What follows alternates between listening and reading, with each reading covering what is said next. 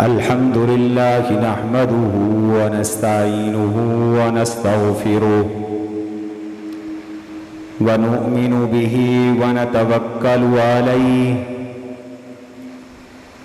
ونعوذ بالله من شرور أنفسنا ومن سيئات أعمالنا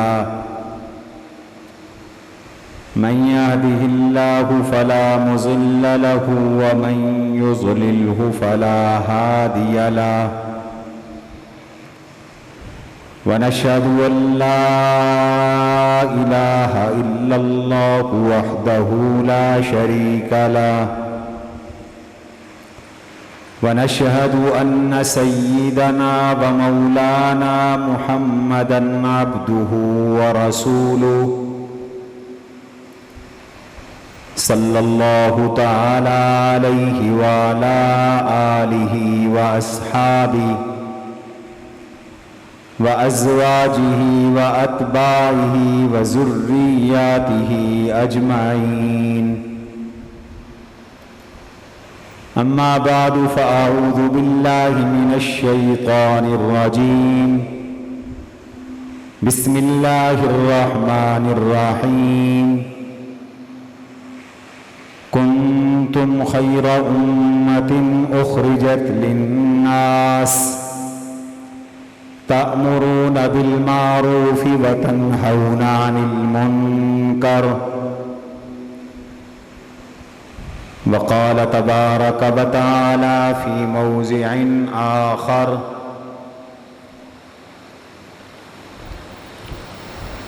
يقولون لئن رجعنا إلى المدينة ليخرجن الأعز منها الأذل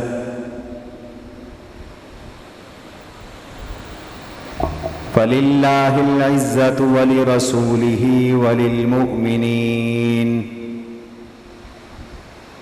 وقال تبارك وتعالى في موضع آخر يا أيها النبي حسبك الله ومن اتبعك من المؤمنين وقال تبارك وتعالى في موضع آخر لا تتخذوا عدوي وعدوكم أولياء وقال رسول الله صلى الله عليه وسلم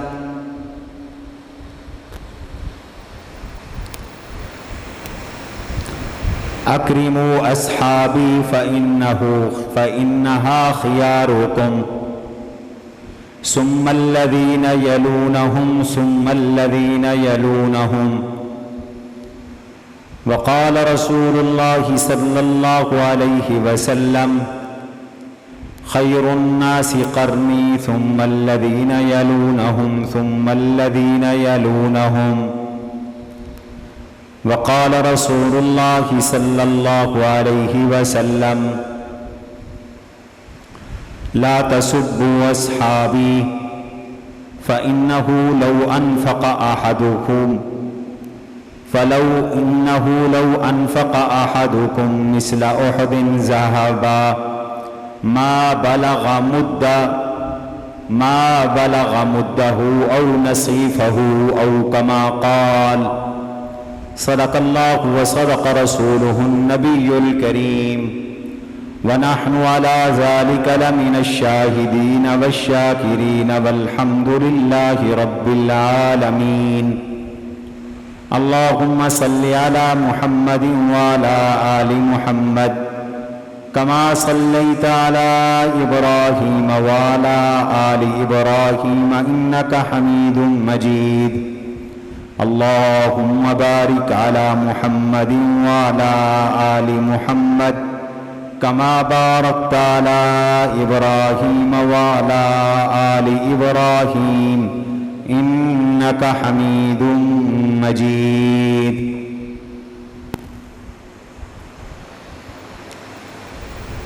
عزیزان گرامی، سامعین محترم،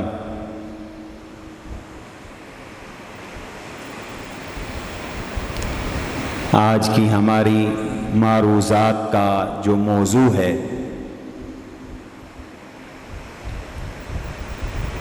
وہ ہے رحمت عالم حضور نبی کریم صلی اللہ تعالی علیہ وسلم کے صحابہ کرام، اہل بیت عظام، ان کا اسلام میں کیا مقام اور کیا مرتبہ ہے، اور ان کے آپس میں جو اختلافات ہوئے، تنازعات ہوئے، ان اختلافات کی شرعی حیثیت کیا ہے، اور ہمیں اس بارے میں شریعت کا کیا حکم ہے، اور ان کے بارے میں شریعت کا کیا حکم ہے، اور قرآن و سنت ہم سے کیا تقاضا کرتا ہے۔ یہ موضوع اس لیے اختیار کرنے کی ضرورت پیش آئی کہ ایک طبقہ حضور علیہ السلام کے صحابہ کے باہمی اختلافات کو اچھال کر کسی ایک فریق کو برا بھلا کہنا شروع ہو گیا ہے، تو اس لیے اب ضروری ہو گیا ہے کہ ہم قرآن اور حدیث سے معلوم کریں کہ حضرات صحابہ کرام رضوان اللہ علیہم اجمعین کی آئینی، قانونی، شرعی، تشریعی حیثیت کیا ہے، اور ایسے حالات میں مسلمانوں کو کیا حکم ہے۔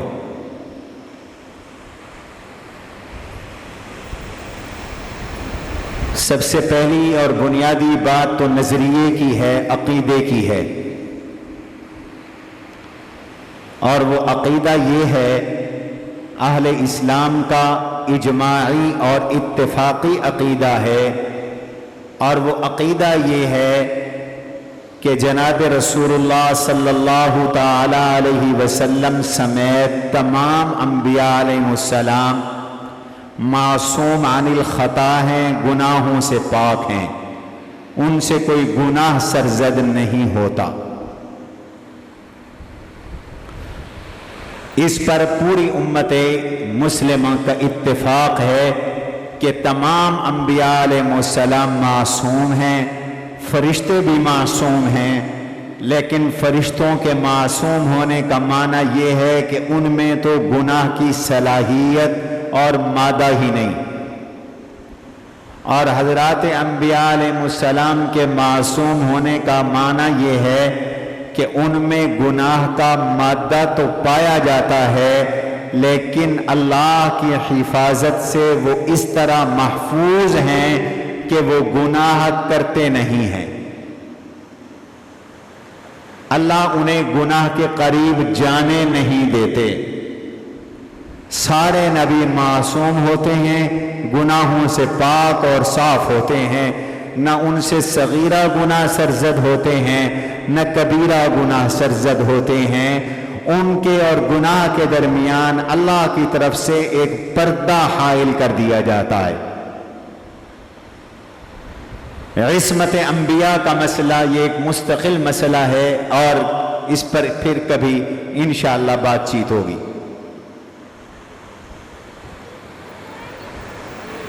حضرات صحابہ رضوان اللہ علیہم اجمعین کے بارے میں اہل سنت والجماعت کا یہ اجماعی اتفاقی عقیدہ ہے کہ حضرات صحابہ رضوان اللہ علیہم اجمعین معصوم نہیں ہیں، حضرات صحابہ معصوم نہیں ہیں، اہل بیت معصوم نہیں ہیں، عصمت حضور پہ ختم ہو گئی، معصوم صرف نبی ہوتے ہیں، البتہ صحابہ اور اہل بیت رضوان اللہ علیہم اجمعین محفوظ ہیں۔ وہ اپنے تقوی اور طہارت کی وجہ سے گناہوں سے مکمل طور پر محفوظ رہتے ہیں، لیکن بشر ہیں، انسان ہیں، اور ان سے بشری تقاضے کے مطابق غلطی سرزد ہو سکتی ہے۔ عام طور پر وہ گناہوں سے بچے رہتے ہیں، لیکن چونکہ معصوم نہیں، بشری تقاضے کے مطابق ان سے غلطی سرزد ہو سکتی ہے۔ اگر کبھی ان سے غلطی سرزد ہو جائے تو وہ فوراً اللہ کی طرف رجوع کرتے ہیں، اور اللہ نے ان کے لیے یہ اعلان کر دیا ہے کہ عفا اللہ عنہم، میں نے ان کو معاف کر رکھا ہے۔ تو معلوم ہوا کہ حضرات صحابہ سے لغزش ہو سکتی ہے، غلطی ہو سکتی ہے، اور وہ غلطی ہو جانے پر فوراً اللہ کی طرف رجوع کرتے ہیں، اور اللہ نے انہیں معاف کر رکھا ہے، انہیں معاف کر دیتے ہیں۔ عفا اللہ عنہم، اللہ نے انہیں معاف کر دیا۔ اور ایک جگہ فرمایا اللہ نے ان کے گناہوں سے درگزر کر دیا، اور ایک جگہ فرمایا یبدل اللہ سیئاتہم حسنات، اللہ ان کے گناہوں کو نیکیوں سے بدل دیتے ہیں۔ اور ایک جگہ فرمایا رضی اللہ عنہم ورضوا عنہ، اللہ ان سے راضی ہے اور یہ اللہ سے راضی ہے۔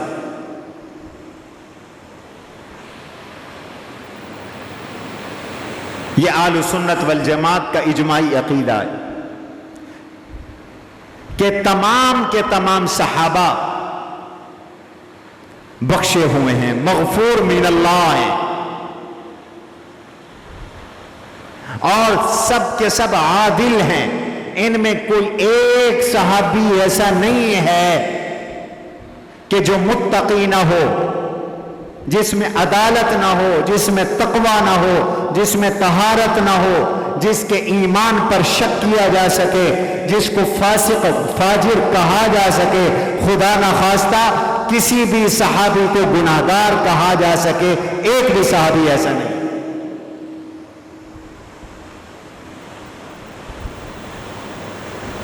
یہ تمام امت مسلمہ کا اجماعی عقیدہ ہے۔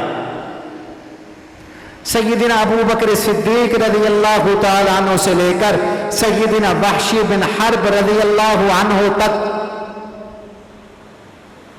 سب کے سب صحابہ عادل ہیں۔ الصحابۃ کلہم عدول، یہ ضابطہ یاد رکھیے، سارے کے سارے صحابہ عدالت والے ہیں، تقوی والے ہیں، نیکی والے ہیں، اللہ کی رضا والے ہیں، اللہ کے قرب والے ہیں، اللہ کی طرف سے مغفرت والے ہیں، بخشش والے ہیں، اعلیٰ مقام پر فائز ہیں، جنتی ہیں، حضور علیہ السلام کے ارد گرد رہنے والے ہیں، دنیا میں بھی حضور کے ساتھی ہیں، اور دنیا سے جانے کے بعد قبر حشر آخرت میں بھی حضور کے ساتھی ہیں۔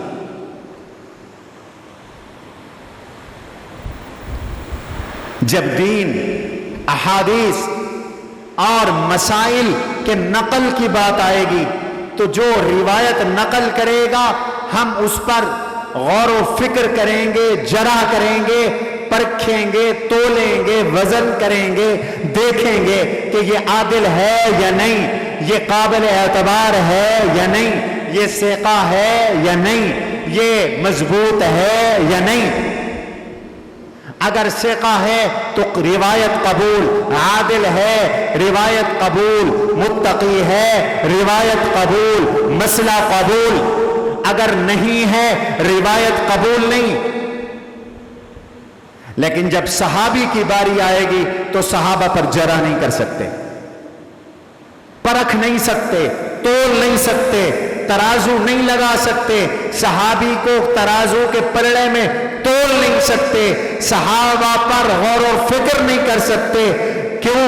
اس لیے کہ ان کو رب تول چکا ہے، ان کی تعدیل اللہ نے کر دی، ان کی تعدیل رسول اللہ صلی اللہ علیہ وسلم نے کر دی، اور جن کو اللہ عادل قرار دے دے، جن کو اللہ کا نبی عادل قرار دے دے، جن کو اللہ کا قرآن ثقہ کہہ دے، جن کو اللہ کا قرآن قابل اعتماد کہہ دے، جن کو اللہ کے نبی قابل اعتماد کہہ دیں، اللہ کے رسول ثقہ کہہ دیں، تو کسی کی کیا مجال کہ ان پر انگلی اٹھائے؟ سپریم کورٹ کے فیصلے کو سول کورٹ، سیشن کورٹ، حتیٰ کہ ہائی کورٹ کو بھی چھیڑنے کی اجازت نہیں ہوتی۔ صحابہ کے بارے میں سپریم کورٹ کا فیصلہ آ چکا ہے اور وہ کورٹ اللہ تعالی کی عدالت ہے، ہائی کورٹ رسول اللہ صلی اللہ علیہ وسلم کی عدالت ہے۔ تم عام عدالت کے فیصلے پر جرا کرو، اعتراض کرو تو قانوناً جرم توہین عدالت، جیل جاؤ گے، یہ جرمانہ دو گے۔ تم نے توہین عدالت کی تو جب 15ویں صدی کی عدالت چھوٹی سی چھوٹی عدالت کے جج کے فیصلے کی توہین جرم ہے اور ہائی کورٹ اور سپریم کورٹ کے فیصلے کو چیلنج کرنا جرم ہے، ان کی توہین کرنا جرم ہے، تو پھر اللہ کی عدالت کے فیصلے کو ریٹ کرو گے، کنڈم کرو گے، اعتراض کرو گے تو خدا کے مجرم نہیں بنو گے، رسول اللہ کے مجرم نہیں بنو گے۔ حضرات صحابہ کرام کے بارے میں اللہ کی عدالت فیصلہ دے چکی ہے، ایک جگہ نہیں، 20 آیات میں اللہ کی عدالت فیصلہ دے چکی، سینکڑوں احادیث میں حضور علیہ السلام کی عدالت فیصلہ دے چکی، اللہ کی عدالت فیصلہ دے چکی ہے۔ یہ عادل ہے، یہ ثقہ ہیں، یہ قابل اعتماد ہیں، یہ سچے ہیں، یہ کامیاب ہیں، یہ ہدایت یافتہ ہیں، یہ جنتی ہیں، یہ صاحب تقویٰ ہیں، یہ صاحب عبادت ہیں، یہ صاحب زہد ہیں، یہ عزت والے ہیں، یہ پیارے ہیں، یہ اللہ کے نبی کے اعتماد والے ہیں، یہ اللہ کے اعتماد والے ہیں۔ قرآن فیصلہ دے چکا، تفصیل نہیں کہ میں قرآنی آیات کو نقل کروں، پچھلے 2 جمعوں سے میں یہ آیات نقل کر رہا ہوں۔ کنتم خیر امت اخرجت للناس، آدم علیہ السلام سے لے کر حضور تک جتنی امتیں آئی ہیں ان سب میں سب سے افضل ترین حضور کے صحابہ ہیں۔ گنتے چلو قرآن کی آیت، سب سے افضل ترین حضور علیہ السلام کے صحابہ ہیں۔ لا يستوي منكم من انفق من قبل الفتح وقاتل اولئك اعظم درجة من الذين آمنوا، فتح مکہ سے پہلے کلمہ پڑھنے والے، جہاد کرنے والے، انفاق کرنے والے، اولئک اعظم درجہ، وہ بہت اونچے مقام والے، لیکن جو بعد میں آئے، پہلے آئے، کل وعد اللہ الحسنى، سب سے اللہ نے جنت کا وعدہ کر دیا، سب جنتی۔ ابو بکر فتح مکہ سے پہلے، عمر پہلے، عثمان پہلے، علی پہلے، معاویہ بعد والے، ابو سفیان بعد والے، فرمایا پہلے والے بھی جنتی، بعد والے بھی جنتی، سب جنتی ہیں۔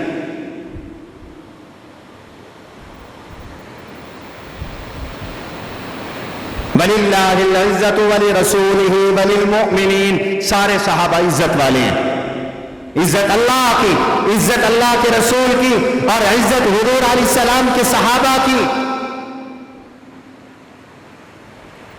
اولئک هم الصادقون، سارے سچے ہیں، کوئی ان میں جھوٹا نہیں۔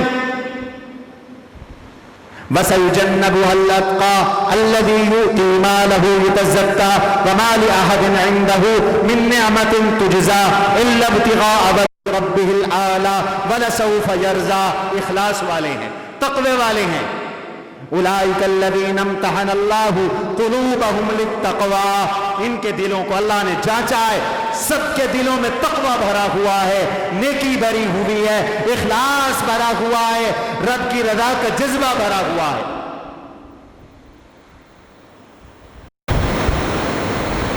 کس کس آیت کو دیکھو گے؟ محمد الرسول اللہ والذین معه اشداء علی الکفار رحماء بینہم تراہم رکعا سجدا یبتغون فضلا من اللہ ورضوانا سیماہم فی وجوہہم من اثر السجود ذلک مثلہم فی التوراۃ ومثلہم فی الانجیل. یہ ہر وقت حضور کے ساتھ رہتے ہیں، آپس میں رحم دل ہیں، کافروں کے لیے بڑے سخت ہیں، عبادت گزار ہیں، شب بیدار ہیں، تہجد گزار ہیں، ان کی پیشانیوں پہ سجدوں کے نشانات ہیں. تتجافى جنوبهم عن المضاجع يدعون ربهم خوفا وطمعا. پچھلے پہر اٹھ کر اللہ کے حضور گڑگڑاتے ہیں، روتے ہیں، دھوتے ہیں، اپنے اللہ کو یاد کرتے ہیں. والمقیمین الصلاۃ والمؤتون الزکاۃ، نمازی ہیں، زکات دینے والے ہیں، اللہ کی راہ میں خرچ کرنے والے ہیں. یہ قرآن کے فیصلے. عفا اللہ عنہم، اللہ انہیں معاف کر چکا ہے. رضی اللہ عنہم ورضوا عنہ، اللہ ان سے راضی ہو چکا ہے، یہ اللہ سے راضی ہو چکے ہیں. یہ سپریم کورٹ کے فیصلے ہیں صحابہ کے بارے میں. صحابہ کی عدالت بیان کی جا رہی ہے.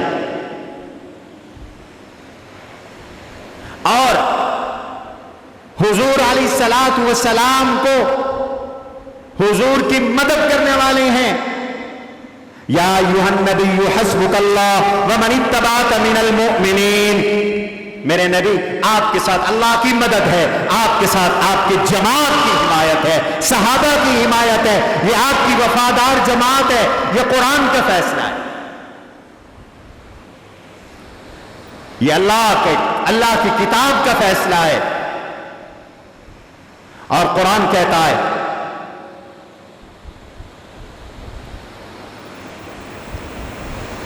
یہ تقوی والے ہیں، یہ سچے ہیں. یہ سپریم کورٹ کا فیصلہ، قرآن کا فیصلہ، اللہ کا فیصلہ. اور حضور علیہ السلام کا فیصلہ یہ ہے اکرموا صحابی، میرے صحابہ کا اکرام کرو، عزت کرو، توقیر کرو. فإنہ خیارکم، یہ پوری امت میں سب سے بہترین ہے، افضل ترین ہے، اور سب سے اعلیٰ ترین ہے، بلند ترین مقام والے ہیں. حضرت مجدد الفسانی رحمہ اللہ فرماتے ہیں حضور کے جو صحابہ ہیں، حضور کی برکت سے اللہ نے ان کو اتنا مقام عطا کر دیا کہ بعد کا کوئی پوری زندگی عبادت کرے، ریاضت کرے، کسی ادنا صحابی کے مقام کو نہیں پہنچ سکتا. اویس قرنی، حضور نے بھی ان کا ذکر کیا بطور مثال کے. فرمایا دیکھو اویس قرنی اتنے بڑے بزرگ ہیں، لیکن حضور کے کسی صحابی کے مقام کو اویس قرنی بھی نہیں پہنچ سکتے. اس لیے کہ جو نظر نبوت کا کمال ہے، جو صحبت نبوت کا کمال ہے، اللہ کے نبی میں جو انوارات ہیں، جو برکات ہیں، حضور میں جو تاثیر ہے، اللہ کے نبی میں اللہ نے جو کمالات رکھے ہیں، ایک لحظہ جو نبی کے پاس آ کر بیٹھتا ہے وہ کمالات اس طرح منتقل ہوتے ہیں کہ اس کے دل سے گناہ دھل گئے، جھڑ گئے، صاف ہو گئے، اور حضور کی صحبت کی برکت سے تقویٰ بھر دیا گیا. تقویٰ ان پر چڑھ گیا، ایمان کا رنگ چڑھ گیا. صحابی کہتے اسے ہیں جس نے ایمان کی نظر سے حضور کو دیکھا ہو اور ایمان پر اس کی موت ہوئی ہو، ایمان پر اس کا انتقال ہوا ہو، اس کو صحابی کہتے ہیں. اور اللہ نے حضور کا صحابی بنایا ہی انہیں ہے جو اس امت کے بلکہ اس روئے ارض کے نبیوں کے بعد سب سے بہترین لوگ تھے. انہی کو اللہ نے اپنے نبی کا چن چن کر صحابی بنا دیا، چن چن کر صحابی بنا دیا.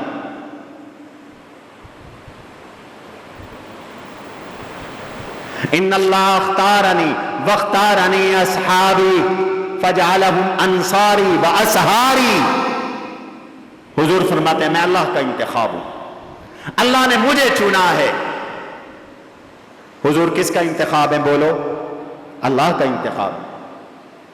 अल्लाह ने मुझे चुना है, मुझे मुंतखब किया है।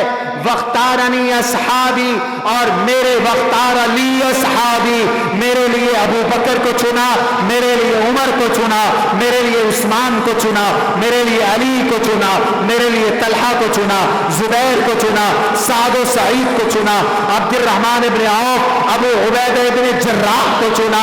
मेरे लिए मेरे अल्लाह ने अशरा मुबशरा को चुना, फिर खुलफाए राशिदीन को चुना, और फिर बदर वालों को चुना, फिर बैयत रिजवान वालों को चुना, फिर फतेह मक्का से पहले वालों को चुना, फिर फतेह मक्का वालों के फतेह मक्का के बाद वालों को चुना, मुहाजिरीन को चुना, अंसार को चुना, मेरे रिश्तेदारी के लिए मेरे सहाबा को चुना। कुछ को मेरा दामाद बना दिया, और कुछ को मेरा ससुराल बना दिया, कुछ को मेरा यार बना दिया। मेरे यार भी अल्लाह का इंतखाब, मेरे दामाद भी अल्लाह का इंतखाब, और मेरे ससुराल भी अल्लाह का इंतखाब। ये सारे अल्लाह का इंतखाब है।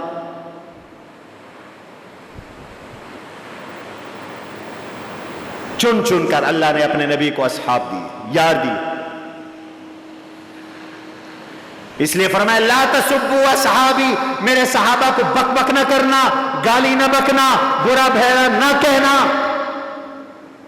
फ़इन्नहु लौ अनफ़क़ अहदुकुम मिस्ला उहदिन ज़हबा मा बलग़ मुद्दहु औ नसीफ़हु, अगर तुम सोने का एक पहाड़ अल्लाह की राह में खर्च कर दो, और मेरा सहाबी एक मुद खजूर या आधा मुद खजूर खर्च कर दे, तो तुम्हारा सोने का पहाड़ उसके एक मुट्ठी खजूर के सदके का अजर और सवाब के मुकाबले में कुछ भी नहीं, उसका मुकाबला नहीं कर सकते। जो इखलास उसमें है वो तुम में नहीं है, जो तकवा उसमें है वो तुम में नहीं है। खोल कर बात इरशाद फरमाया। और फिर यह भी फरमाया, अगर कोई ऐसी बात सामने आ जाए कि लग रहा हो कि जनाबे वाला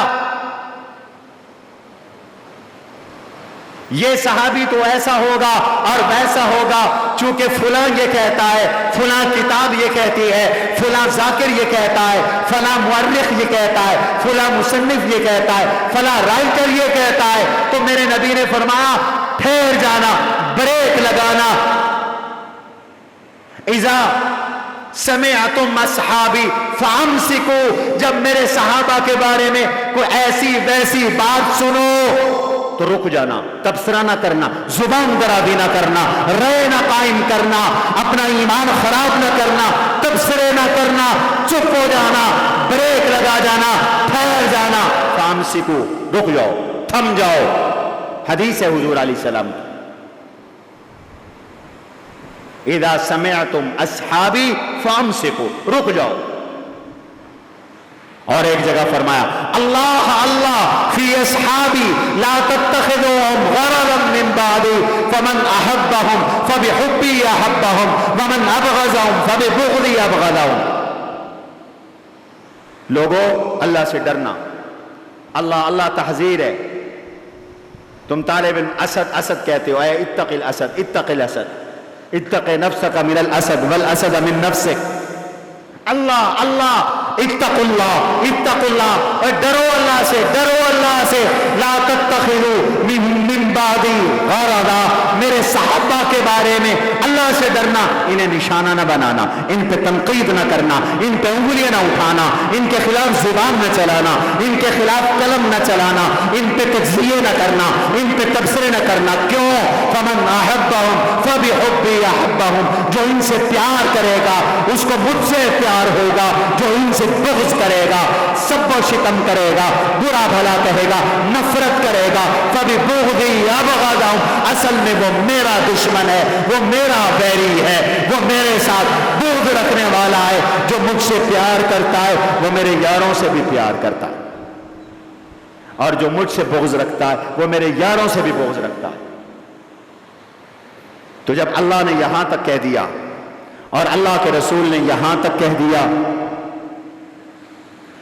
اب کس کو مجال ہے کہ جس پہ رب راضی ہو اور وہ ناراض ہو، جس کو اللہ عادل کہے اور وہ اس کو فاسق کہے، جس کو اللہ متقی کہے اور کس کو مجال ہے وہ اس کو کافر کہے۔ خبردار، اللہ کے فیصلے کو مسترد نہ کرنا ورنہ پکڑے جاؤ، جہنم میں جلو گے۔ آج کی سپریم کورٹ کا جج وزیر اعظم کو برخاست کر دیتا ہے کہ تم نے توہین عدالت کی۔ آپ کا یوسف رضا گیلانی ملتان کے ہیں، کیوں انہیں برخاست کیا گیا کہ آپ نے توہین عدالت کی؟ تو توہین عدالت جج کی ہو تو قابل قبول نہیں ہے، اللہ کی کتاب کی توہین ہو، اللہ کے نبی کے فیصلے کی توہین ہو، اللہ کی توہین ہو اور صحابہ کو بک بک کر کے رسول اللہ کی توہین ہو، تو کیسے قبول کیا جا سکتا ہے؟ کیسے قبول کیا جا سکتا ہے؟ اللہ کہیں عادل، اللہ کہیں متقی، اللہ کہیں سچے، اللہ کہیں کامیاب، اللہ کہیں کامران، اللہ کہیں عزت والے، اللہ کہیں باہم محبتوں والے، اللہ کہیں اخلاص والے، اللہ کہیں نبی کی وفا والے، اللہ کہیں نبی کے یار، اللہ کہیں نبی کے حقدار، اللہ کہیں نبی کے مددگار، اللہ کے نبی کہے زبان روکو، اللہ کے نبی کہے اکرام کرو، اللہ کے نبی کہیں ان سے ان کی محبت میری محبت، ان کا بغض میرا بغض۔ اور آج کوئی کہے کافر تھے، کوئی کہے غاصب تھے، کوئی کہے نعوذ باللہ ایسے تھے ویسے تھے، تو یہ دراصل اللہ کی توہین ہے، اللہ کے رسول کی توہین ہے۔ ایمان بناؤ، الصحابۃ کلہم عدول، سارے صحابہ سچے تھے، کہو سارے صحابہ سچے تھے، سارے اہل بیت سچے تھے۔ الصحابۃ کلہم عدول، جو سنی ہے مسلمان ہے اس کا اس پہ ایمان ہے۔ الصحابۃ کلہم عدول، صحابی سے نیچے نیچے بحث ہو سکتی ہے، تم میرے کردار پر بحث کر سکتے ہو، میرے استاد پر بحث کر سکتے ہو، میرے استاد کے استاد پر بھی جرح کر سکتے ہو، امام بخاری پہ بھی جرح کر سکتے ہو، اس کے استاد پہ بھی جرح کر سکتے ہو، اس کے استاد پہ بھی جرح کر سکتے ہو، تم تابعی پہ بھی جرح کر سکتے ہو۔ خبردار، جب صحابی کی باری آئے گی تو صحابی پہ جرح نہیں کر سکتے۔ تم کون ہوتے ہو کہ صحابی پر تبصرے کرو، موازنے کرو، صحابی کو تولو، صحابی پہ جرح کرو؟ اتھارٹی نہیں ہو تم۔ وہ اتھارٹی وہ ہو سکتی ہے جو صحابی سے افضل ہو، وہ اتھارٹی اللہ کی ہے، اللہ کے رسول کی۔ مجھے اور آپ کو اس کی قطعاً اجازت نہیں، قطعاً اجازت نہیں۔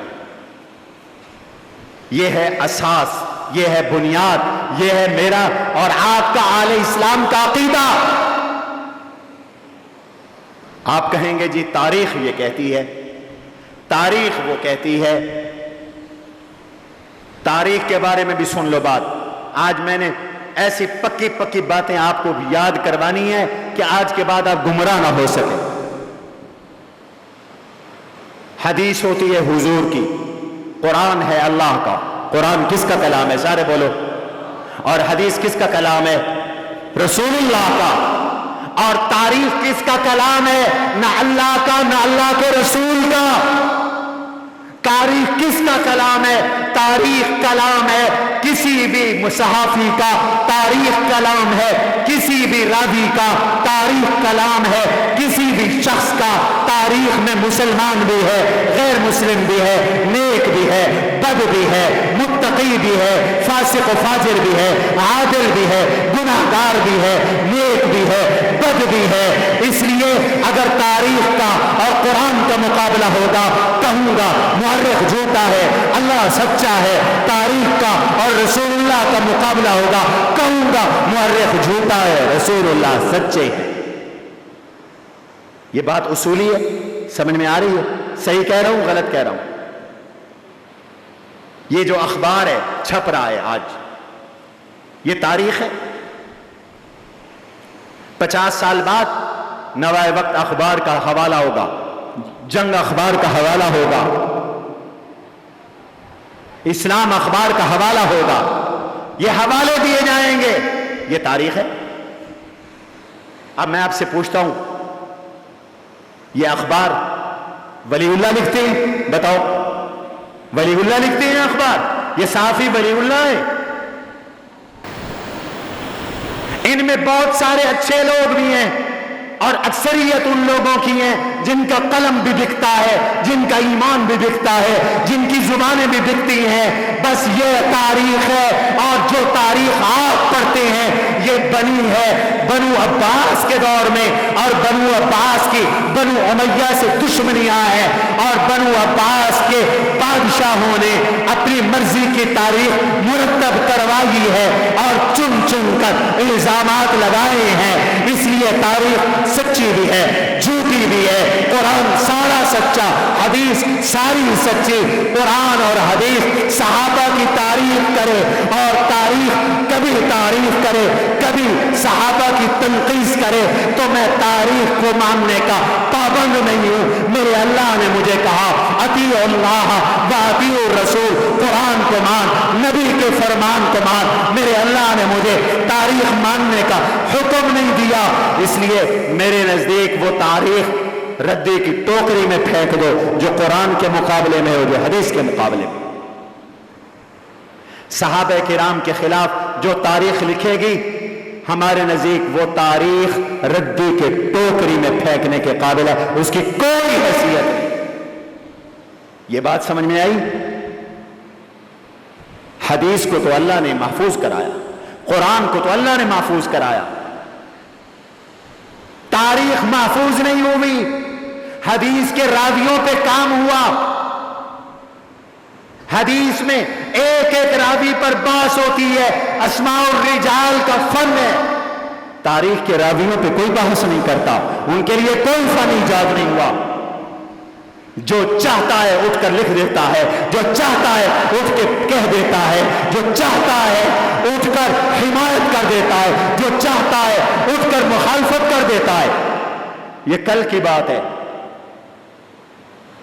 یہ جب یہ حکومت نہیں آئی تھی تو یہ صحافی نہیں کہہ رہے تھے کہ فلاں کو وزیر اعظم بنا دو، دوسرے دن ملک عرش پہ پہنچ جائے گا، قرضے اتر جائیں گے، ڈالروں کی بھرمار ہوگی.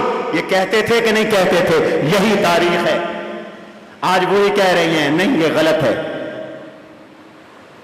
تو تاریخ کا سہارا لے کر صحابہ کو بک بک کرتے ہو، اپنے ایمان کی فکر کرو. میرے اللہ نے ایک آیت میں نہیں فرمایا، حضور نے ایک حدیث میں نہیں فرمایا کہ تاریخ کو مانو. فرمایا قرآن کو مانو، نبی کے فرمان کو مانو، اللہ کی کتاب کو مانو، نبی کی سنت کو مانو. میرے نبی نے فرمایا میرے صحابہ کا اکرام کرو، میرے اللہ نے فرمایا میرے صحابہ کا اکرام کرو، احترام کرو. لہذا تاریخ کا سہارا لے کر کوئی کسی صحابی کے خلاف بک بک نہ کرے. آپ کہیں گے کہ صحابہ میں اختلافات بھی ہوئے، جھگڑے بھی ہوئے. یہ آخری 5 منٹ ہے، ذرا توجہ سے سن لو. صحابہ میں اختلافات بھی ہوئے، جھگڑے بھی ہوئے. یہ تو حدیثوں میں بھی آتا ہے، بالکل ہوئے. بلا شبہ حضرت عثمان رضی اللہ عنہ کی شہادت تک پوری امت متحد رہی، کوئی اختلاف نہیں تھا. حضرت عثمان کی شہادت تک مسلمانوں کا کلمہ ایک تھا، کوئی اختلاف نہیں تھا. ایک امیر المؤمنین، ایک امام، ایک مسجد، ایک حکم. نبی کی خلافت راشدہ کا زمانہ آگے بھی ہوا، حضرت علی کے زمانے میں بھی، لیکن خلافت راشدہ کا آغاز ابو بکر صدیق کے زمانے سے ہوا، اور حضرت عمر کے زمانے میں خلافت پروان چڑھ گئی، حضرت عثمان کے زمانے میں کمال ہو گیا، حضرت علی کے زمانے میں اختتام ہو گیا. مسلمانوں کا کلمہ ایک تھا. حضرت عثمان شہید کر دیے گئے. اور یہ شہید کرنے والے کون تھے؟ ایک یہودی شخص عبداللہ بن سبا. جو مسلمانوں سے لڑ تو نہیں سکتے تھے یہودی، اب انہوں نے اسلام کے خلاف منافقت کا لبادہ اوڑھا، اپنے آپ کو مسلمان کہا اور مختلف علاقوں میں جا کر صحابہ اور حضرت عثمان پر الزام تراشیاں شروع کر دی، عثمان ایسا، عثمان ایسا، عثمان ایسا، عثمان ایسا۔ لوگوں کو اکٹھا کر کے مدینے لے آیا باغی بنا کر۔ حضرت عثمان چاہتے تو ایک ایک کو کچل کر رکھ دیتے، لیکن عثمان نہیں چاہتے تھے کہ حضور کے مدینہ میں خون ریزی کرے۔ انہوں نے حضور سے سن رکھا تھا کہ جو شخص مدینہ الرسول میں خون ریزی کرے گا جہنمی ہوگا، اس لیے خون ریزی نہیں ہونے دی۔ علی اجازت مانگتے رہے، حسن و حسین چوکیدار بن کر دروازے پہ پہرا دیتے رہے۔ ابو ہریرہ نے کہا اجازت دو، ان کو کچل کے رکھ دے، فرمایا نہیں۔ باغیوں نے حضرت عثمان کو شہید کر دیا۔ اب حضرت علی المرتضی شیر خدا رضی اللہ عنہ خلیفہ بنے۔ اب اختلاف شروع ہو گیا، حضرت علی کی خلافت برحق، خلافت علی کا منکر، اہل سنت سے خارج، لعنتی، بدبخت، شقی ہے۔ میں علی المرتضی کو ابو بکر، عمر، عثمان کے بعد پوری کائنات میں افضل مانتا ہوں، اعلیٰ مانتا ہوں، اکمل مانتا ہوں، پوری کائنات میں سب سے بڑا علم والا مانتا ہوں۔ سب سے بڑا، حضور نے فرمایا میری امت کا سب سے بڑا قاضی علی ہے، اور علی سب سے بڑے بہادر، سب سے بڑے قاضی، خلیفہ بنے، بالکل درست۔ اب اختلاف شروع ہو گیا۔ حضرت امیر معاویہ اور بہت سے صحابہ کی رائے تھی کہ حضرت علی سب سے پہلے حضرت عثمان کے قاتلوں سے بدلہ لے۔ جب تک حضرت علی حضرت عثمان کے قاتلوں سے بدلہ نہیں لیں گے ہم بیعت نہیں کریں گے، چونکہ حضرت معاویہ حضرت عثمان کے رشتہ دار ہیں، ان کی برادری کے ہیں، بنو امیہ میں سے، ان کے وارث امیر معاویہ تھے۔ حضرت علی کا موقف یہ تھا کہ ابھی حالات نارمل نہیں ہیں، خلافت میں استحکام نہیں ہوا، پہلے بیعت کرو، خلافت مستحکم ہو جائے، پھر عدالت لگائیں گے، فیصلہ کریں گے مجرم کون کون ہے، مجرم کو سزائے موت دی جائے گی۔ یہ موقف بھی وزنی تھا، بلکہ یہی موقف سب سے اعلیٰ موقف تھا۔ دونوں صحابہ کی دو جماعتوں کا اختلاف ہو گیا۔ اب یاد رکھو یہ دونوں صحابہ مجتہد ہیں، مجتہد مخلص ہیں، کسی ایک میں دنیا کی لالچ نہیں تھی۔ اہل سنت کا اتفاق ہے، امیر معاویہ بھی مخلص تھے، علی بھی مخلص تھے، امیر معاویہ بھی متقی تھے، علی بھی متقی تھے، امیر معاویہ بھی اپنے آپ کو حق پہ سمجھ رہے تھے، علی بھی اپنے آپ کو حق پہ سمجھ رہے تھے۔ امیر معاویہ بھی دنیا کے طالب نہیں تھے اور حضرت علی بھی دنیا کے طالب نہیں تھے۔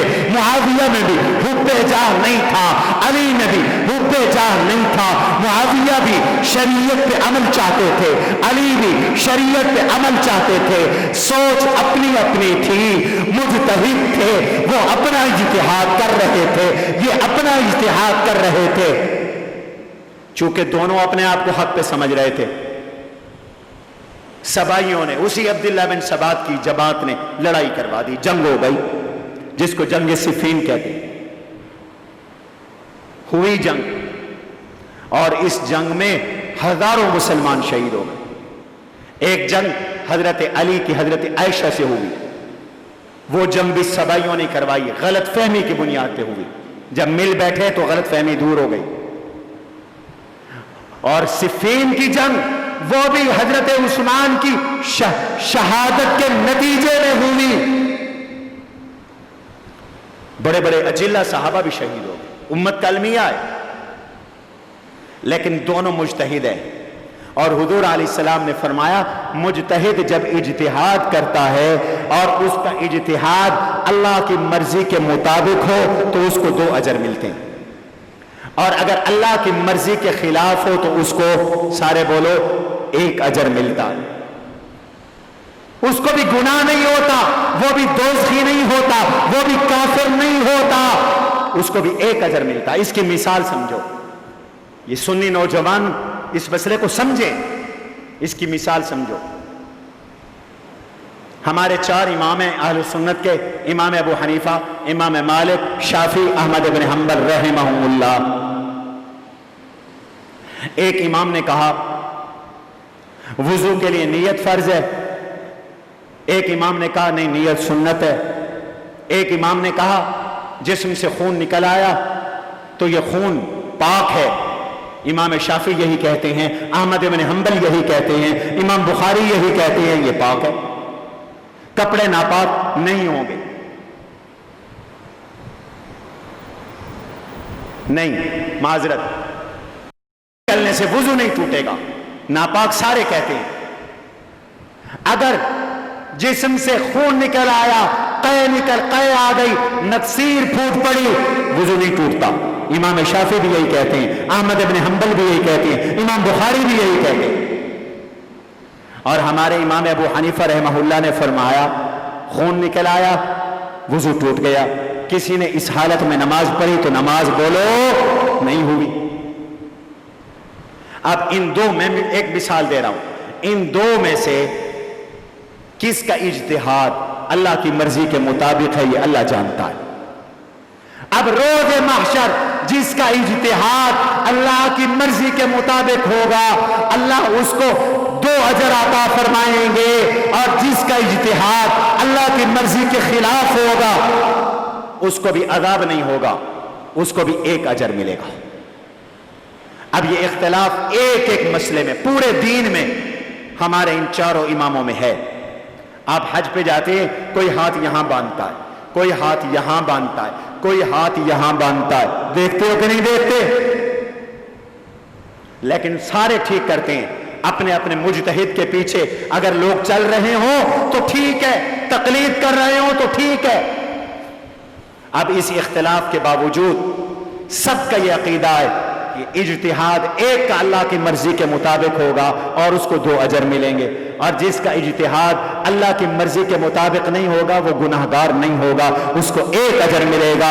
اس لیے پوری امت کہتی ہے کہ امام ابو حنیفہ بھی جنتی، امام مالک بھی جنتی، شافعی بھی جنتی، احمد بن حنبل بھی جنتی، باوجود کہ ہمارا ان سے مسائل میں اختلاف ہے، ہم حنفی ہیں لیکن ان کا بھی احترام ہے، وہ بھی جنتی ہیں، وہ اہل اللہ ہے، وہ بزرگ ہیں، وہ صاحب تقویٰ ہے۔ اختلاف کے باوجود کسی ایک پر زبان درازی کی اجازت بولو نہیں ہے۔ ہم کسی حنفی کو اجازت نہیں دیتے کہ وہ امام شافعی کو بک بک کرے۔ کوئی حنفی ایسا کرے گا گدی سے زبان کھینچ لیں گے۔ تو کون ہوتا ہے امام شافعی کو بک بک کرنے والا؟ تو کون ہوتا ہے امام مالک کو بک بک کرنے والا؟ حالانکہ ہم ان کی تقلید نہیں کرتے، عزت کرنی ہے۔ بالکل اسی طرح اہل سنت یہ کہتے ہیں دونوں مخلص، علی بھی مخلص، معاویہ بھی مخلص، دونوں کے دونوں دنیا کی محبت سے دور، اختلاف ہوا، اجتہادی اختلاف تھا، دونوں مجتہد تھے، لیکن حضرت علی کا اجتہاد اللہ کی مرضی کے مطابق تھا، ان کو 2 اجر ملیں گے۔ امیر معاویہ سے لغزش ہوئی، ان کو 1 اجر ملے گا۔ یہ اہل سنت کا موقف۔ برا بھلا نہ علی کو کہو نہ معاویہ کو کہو، حضور نے یہی تلقین کی، نہ علی کو برا بھلا کہو نہ معاویہ کو برا بھلا کہو۔ علی کو 2 اجر، معاویہ کو 1 اجر، علی بھی جنتی، معاویہ بھی جنتی۔ اس پر ایک حوالہ دے کے بات ختم کرتا ہوں۔ تاریخ ابن عساکر اٹھا کے دیکھو، حضرت سیدنا علی المرتضیٰ شیر خدا رضی اللہ تعالی عنہ سے عین میدان جنگ میں سوال کرنے والے نے سوال کیا۔ نماز پڑھی حضرت علی نے اور حضرت امیر معاویہ کے فوجیوں نے اپنی جماعت کرائی، حضرت علی نے اپنی جماعت کرائی۔ نماز ہو گئی تو آپ کے ایک ساتھی نے سوال کیا کہ حضرت یہ جو مقتول پڑے ہیں امیر معاویہ کے فوج کے جو مقتول پڑے ہیں یہ جنتی ہیں یا جہنمی ہیں؟ حضرت علی المرتضیٰ رضی اللہ تعالی عنہ نے فرمایا کلانا فی الجنہ، ان کے مقتول بھی جنتی ہیں، ہمارے مقتول بھی جنتی۔ شرط ہے کہ یبتغون بہ وجہ اللہ، اگر یہ اللہ کی رضا کے لیے لڑے ہیں تو میرے سپاہی جو اللہ کی رضا کے لیے لڑے وہ بھی جنتی، معاویہ کے سپاہی جو اللہ کی رضا کے لیے لڑے وہ بھی جنتی۔ اور ایک اور بات فرمایا یہ جو معاویہ کے فوج ہے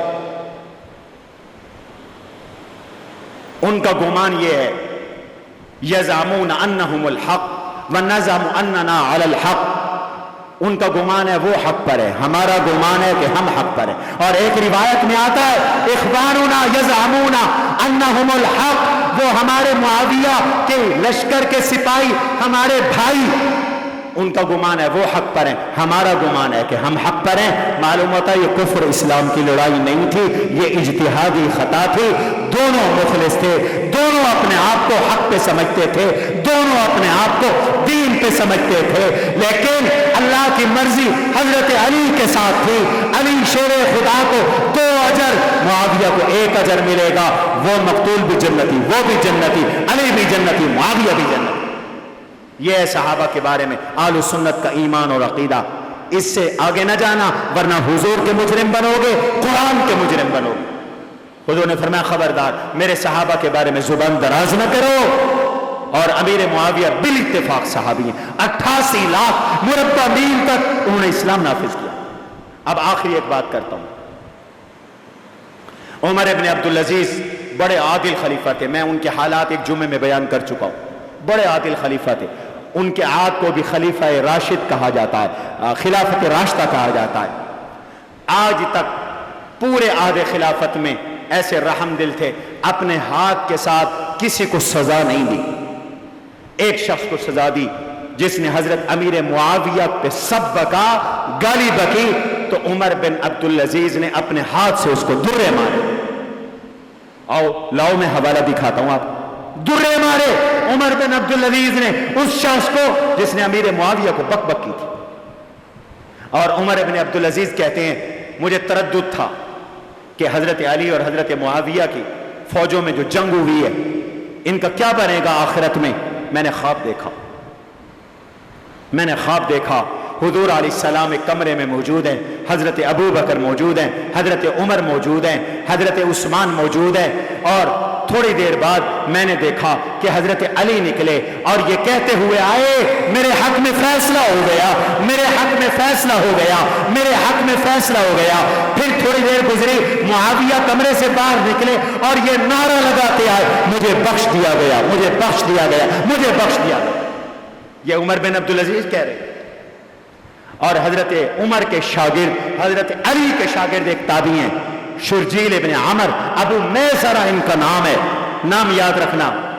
یہ کہتے ہیں میں نے خواب دیکھا، میں جنت کی سیر کر رہا ہوں، تو میں نے ایک جگہ پہنچا تو میں نے دیکھا بہت سارے مقتول شہید یہاں موجود ہیں۔ میں نے پوچھا یہ کون لوگ ہیں؟ مجھے بتایا گیا کہ یہ قبیلہ حشب کے لوگ ہیں، یعنی حضرت امیر معاویہ کی فوجوں کے مقتول ہیں۔ میں نے کہا اچھا تو پھر حضرت علی کی فوجوں کے مقتول؟ فرمایا ان کا درجہ بلند ہے، وہ آگے ہیں، وہ بھی جنتی دیکھے، وہ بھی جنتی دیکھے، دونوں جنتی دیکھے۔ پھر پوچھا خارجیوں کے مقتول کہاں؟ کہا وہ پھنس گئے، وہ دوزخ میں چلے گئے، وہ پھنس گئے، خارجی پھنس گئے۔ اس لیے کسی صحابی کو برا بھلا نہ کہو۔ یزید صحابی نہیں ہے، ہمارا یزید سے کوئی تعلق نہیں۔ حضرت معاویہ کا بیٹا ضرور ہے، لیکن حضرت نوح کا بیٹا بگڑ گیا تو نوح کو برا بھلا نہیں کہیں گے۔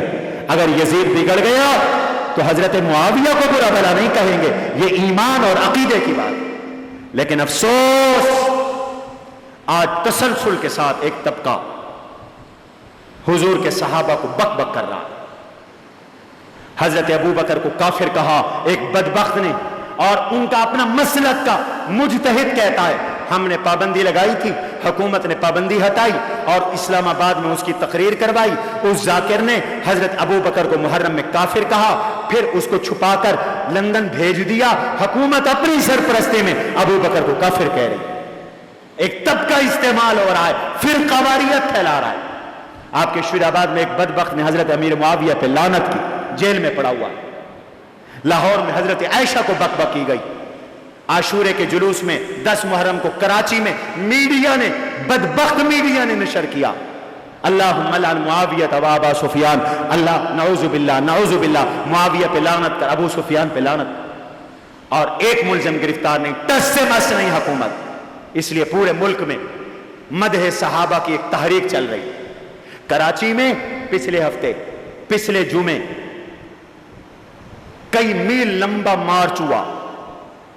फिर हफ्ते के दिन यह मार्च उलमाए देवबंद का था। फिर यही मुतालबा लेकर हफ्ते के दिन बरेलवी उलमा ने बहुत बड़ा मार्च किया। फिर इतवार को अहले हदीस उलमा ने मार्च किया। कल इस्लामाबाद में कई मील लंबा मार्च था, 3 मील लंबा जुलूस था इस्लामाबाद में डी चौक पर, लेकिन ये मीडिया, दज्जाली मीडिया ने आपको नहीं दिखाया।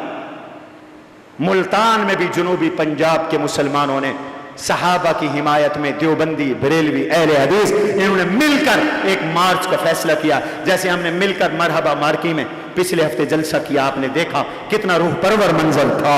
ऐसे ही हमने मिलकर मुल्तान में आइंदा जुमरात 24 मार्च को एक अजीम शान मार्च का फैसला किया है। और ये ऐसा मार्च होगा कि इंशाअल्लाह इसका पहला सिरा वो चौक कचहरी पे होगा और आखिरी सिरा वो घंटा घर से भी आगे होगा। और फिर हम एहतजाज करेंगे, हम कहेंगे कि अगर आज कोई कहता है वोट को इज्जत दो, कोई कहता है फौज को इज्जत दो, तो हमें ये कहने का हक हासिल है सहाबा को इज्जत दो। हमें ये कहने का हक हासिल है रसूलुल्लाह को इज्जत दो, कुरान को इज्जत दो, अबू बकर को इज्जत दो, उमर को इज्जत दो, उस्मान को इज्जत दो, अली को इज्जत दो, हसनैन करीमैन को इज्जत दो, अबू सुफियान को इज्जत दो, मुआविया को इज्जत दो, नबी के सारे सहाबा को इज्जत दो। तो आप सब हजरात उस मार्च की तैयारी करें अपनी जान से, अपने माल से, ताकि क़यामत के दिन हुजूर को मुंह दिखा सको, अबू बकर उमर की शफाअत ले सको, अली के सामने पेश हो सको। वो शीरो शकर थे, लोग इनको लड़वा रहे हैं। तमाम मकाते पे फिक्र हम जमाएं, इंशाअल्लाह आप हजरात भरपूर तैयारी करें, दूसरों को दावत दें, और यहाँ से इंशाअल्लाह बसें जाएंगी, मोटरें जाएंगी, काफिले जाएंगे, और अल्लाह के फजल से एक बहुत बड़ा मार्च होगा। अल्लाह ताला इसको कामयाब फरमाए और नजर बद से बचाए। अहले हदीसों के मार्च में कराची में किसी ने यजीद जिंदाबाद के नारे लगाए, वो उसको नाकाम करने की कोशिश थी, हमारा मौक़िफ़ कमजोर करने की कोशिश थी। अहले हदीस उलमा ने भी उनसे इजहार बरात कर दिया है। हमारा इस तरह के शरीरों से महफूज रहे और अपना मौक़िफ़ मजबूत रखें। वमा अलैना इल्लल बलाग।